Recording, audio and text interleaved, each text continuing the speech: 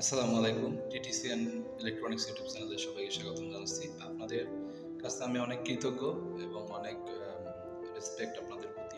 আপনাদের অনেক ভালোবাসার কারণে অত্যন্ত দ্রুত সময়ের মধ্যে আমার এই চ্যানেলটি 1K সাবস্ক্রাইবার এর টার্গেটটি ফিল আপ করেছে।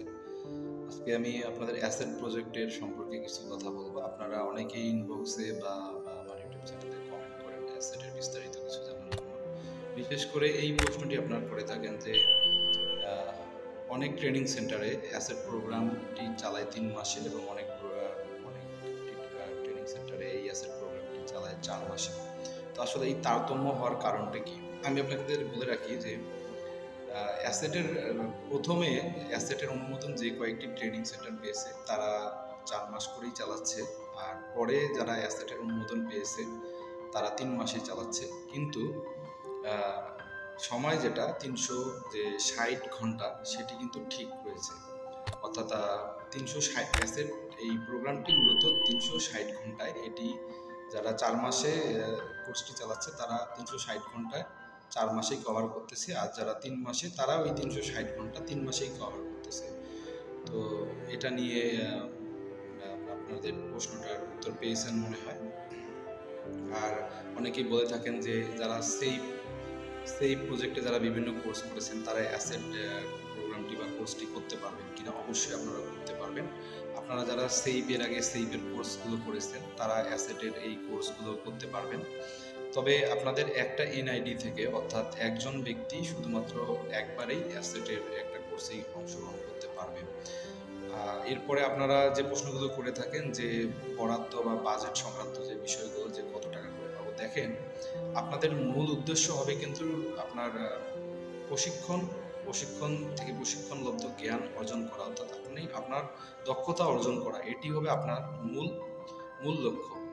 আপনার উপবৃত্তি বা আপনার যে ভাতা, এটি আপনার অবশ্যই মূল লক্ষ্য হবে না। তারপরও সরকার আপনাদেরকে বিশেষ প্রণোদনা দেওয়ার ব্যবস্থা করে।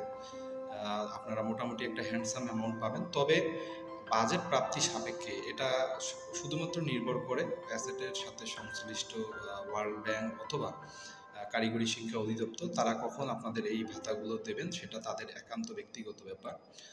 আর এরপরে যে প্রশ্নগুলো আপনারা করে থাকেন যে অ্যাসেটে কি কি কোর্স চলে, দেখেন যে একটা ট্রেনিং সেন্টারে সক্ষমতা অনুযায়ী, এক একটা ট্রেনিং সেন্টারের সক্ষমতা অনুযায়ী এক একটি কোর্স এখানে পরিচালনা করা হয়।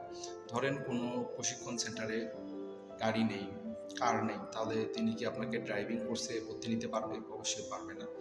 তো এইরকম বিভিন্ন ট্রেনিং সেন্টারগুলোতে যে যে সক্ষমতা রয়েছে সেই সক্ষমতা অনুযায়ী তারা অ্যাসেটের এমওইউ স্বাক্ষর করেছে, সেই হিসেবেই তারা কোর্সগুলো পরিচালনা করছে।